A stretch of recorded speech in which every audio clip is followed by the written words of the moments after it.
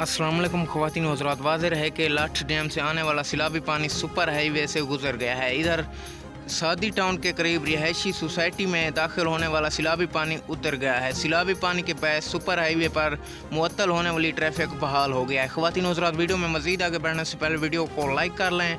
मज़ीद अपडेट देखने और सुनने के लिए चैनल को भी लाजमी सब्सक्राइब करके बेल आइकन को ऑल पर सिलेक्ट कर लें। ख़वातीन व हज़रात, महकमा मौसमियात के मुताबिक कराची में आज भी गुज़िश्ता दिनों की तरह गरज चमक के साथ कहीं हल्की और कहीं तेज़ बारिश का इम्कान है। तर्जमान का कहना है कि मानसून का ये सिस्टम 9 जुलाई तक शहर में मौजूद रहेगा। 11 जुलाई से मानसून का दूसरा स्पेल बारिश बरसाने का इम्कान है। ख़वातीन व हज़रात, ईद उल अज़हा 2022 के दिन पाकिस्तान में शदीद गर्मी होगी और हीट वेव्स में भी काफ़ी इजाफा होगा, जैसे ईद वाली शाम बारिश का इम्कान है।